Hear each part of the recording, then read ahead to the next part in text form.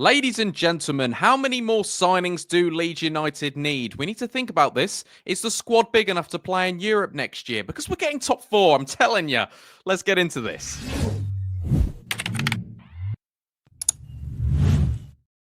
All right, guys, what's going on? My name is Ollie Ward. Welcome back to the Ollie Ward channel. Happy Wednesday. Hope you've all had a great day and you're ready for the latest Leeds United news and rumours. Before we get into this, you guys know what to do. Let's smash.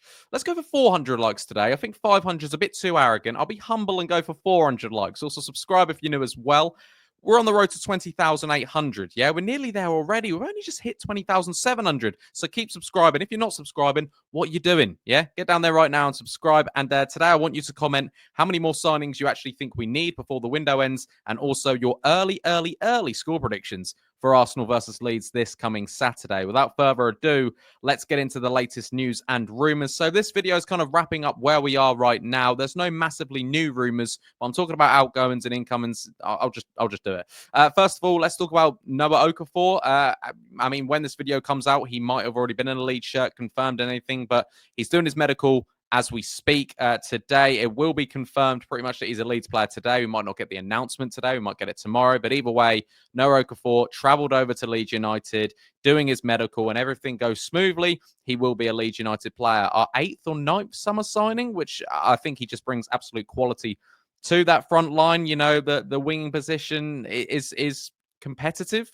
We hadn't replaced Solomon. Farke was quite vocal about how we hadn't replaced Solomon, and now look at that. Noah Okafor played for AC Milan, played for Napoli, played at a decent level, had a very, very good pre-season, comes into Leeds United for around 20 million euros, so around 17 million pounds, which is a decent signing. Obviously, he needs to stay fit. If he doesn't stay fit, it doesn't look good. And hopefully he can stay fit, though, because he will be an absolute player. He can play at centre forward, in the 10, in the 9. He can play both wings as well. I think he'll be an absolute tricky player for Leeds United. And where does that leave other wingers in the team? We'll speak about that a little later on. So, yeah, the title of this video might change if he gets confirmed. So don't, I might change it about.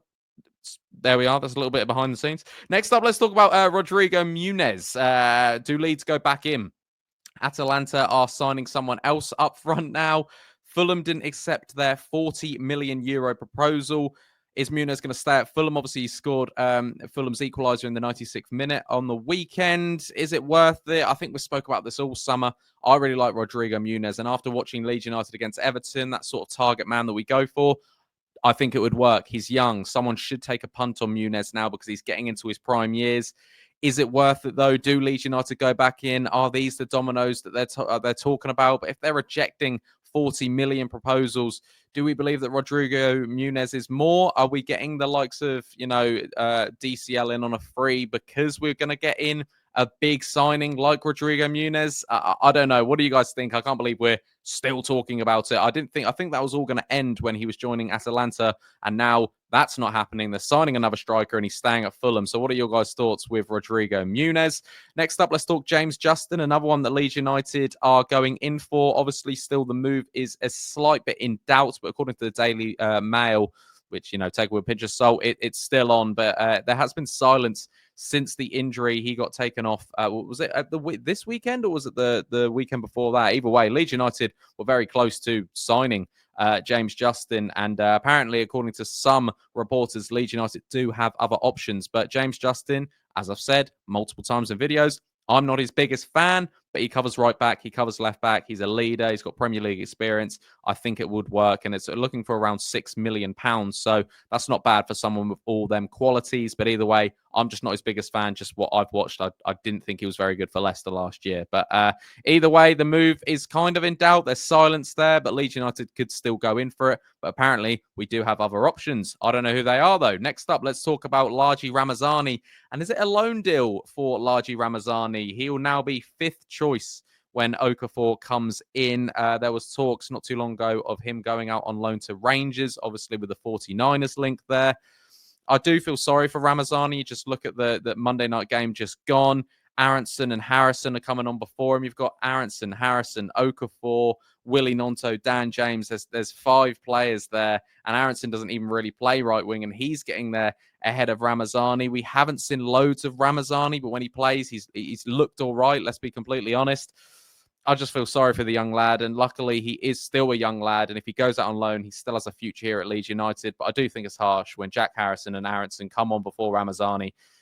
But yeah, we'll have to see what happens to him. Will he be going out on loan? What would you guys do with Ramazani? Do you think he's good enough? Do you think he deserves minutes in the Premier League? Let me know in the comments down below. Next up, let's talk about another outgoing. Talking Illan Meslier. Obviously, the latest we know is he will leave Leeds United. He's not part of Daniel Farke's plans. For around £5-6 million is what he will leave for. And I've spoke about this before.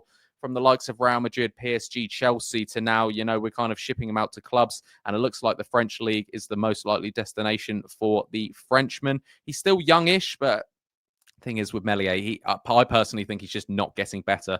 And a lot of goalkeepers are supposed to get better as they get older into their prime. He's getting older and he's actually getting worse. He was better when he was like 19 when he first came in. I guess it's less pressure. I mean, putting the goalkeeper shirt on at Leeds United is a lot of pressure. But either way, we've got Lucas Perry now, who's a bit of a nutter. We've got Kyle Darlow, we've got Alex Kearns, and that's what I think Leeds United will go with. Meslier will leave this summer transfer window. Next up, we're talking another outgoing. Isaac Schmidt deal on hold. They still remain in talks. Leeds United and Werder Bremen. Player wants to go. He wants to move. But it's up to Leeds to get the deal done. Confirmed we won't be letting him go till, there's a replacement. And no wonder it's been put on hold because the James Justin deal's been put on hold. So, yeah, waiting for dominoes to fall. If the James Justin gets the green light, you'll see Schmidt start to leave Leeds United in quick time. But he deserves a move, Isaac Schmidt. I believe it was just a loan deal. I don't want to say he's confirmed. And I think when this news broke like a week or two ago now, I think it was a loan deal. Florian Plettenberg from Sky Sports Germany did confirm that. I'll have to double check. But I think there'll be more of an uproar if we were letting Isaac Schmidt go on permanent. I think it is a loan. I probably should know that. Next up, let's talk about a missed target from Leeds United. We're talking Bilal El Khannouss. That's going to come to an end very, very soon because he's close to joining Crystal Palace for around £32 million. So a bit of money there for Leicester. He will replace Eze, who looks like he will be leaving Crystal Palace for either Tottenham or Arsenal. We kind of knew that was going to happen, obviously. Bilal El Khannouss was, a big fan of Daniel Farke's plans that's going on here. But I think, the Palace project is very good. They've won the Community Shield and FA Cup in the last, few months. They've got Oliver Glasner. He's a very experienced manager. It'll be a good project. And I think Bilal El Khannouss just slips into that number 10 if Eze does leave. So I think that's the best for all parties. And Leeds United maybe weren't going to pay as much as £32 million, or it's £30 million plus add-ons going up to around £32 to £34 million for Bilal El Khannouss. But wish him the best of luck. Want to see what he does in the Premier League. And a couple of last bits. Obviously, Daniel Farke wants more attacking signings. He's been very vocal about this. He spoke about this after the Everton game, and he said we definitely need a bit more quality up front that can improve us. Like I said, how many more signings do Leeds United need? We need a winger. We're going to get a winger today if it's not announced, but Noah Okafor is our winger /9/ both wings /10. A new striker, which that's what I believe. Don't rule out Muniz still, 3 months down the line, still don't rule it out. And left back, right back cover. If James Justin is confirmed, you get your left back, right back cover there because he can play both. And I think then we're at least sorted till January. What do you guys think? Do you think we need more? Obviously, as you saw on Monday night, we're not going to be playing with a number 10, but it's nice to see that Al Tanaka can play there. Brendan Aronson can play there. Joel Perreault can play there. Noah Okafor can play there if we do want to mix it up into a 4-2-3-1 instead of a 4-3-3. And last but not least, a bit of Arsenal news to do with the upcoming game at the Emirates this Saturday. According to reports, David Ornstein has come out and said that Kai Havertz has picked up a knee injury and he won't be playing against Leeds United at the weekend. And other than this, not fully reliable news, this one, but Victor Gyökeres is also maybe set to miss Leeds United game as well. They're looking to start Moreno up top. The Kai Havertz one's pretty much like spot on, but there's still just murmurs around Victor Gyökeres and if he plays against Leeds United at the weekend. But if not, it will be Mikel Moreno who starts up top for Arsenal. So advantage a little bit there for Leeds United. Guys, I hope you did enjoy this video. Just a bit of a wrap up of where Leeds United are. Like I said, when this video comes out, we might have confirmed Noah Okafor, and I'm sure we'll speak about him over the next few days. But if you did enjoy, be sure to smash that like button, subscribe if you're new, and I'll catch you in the next one. Cheery. Oh.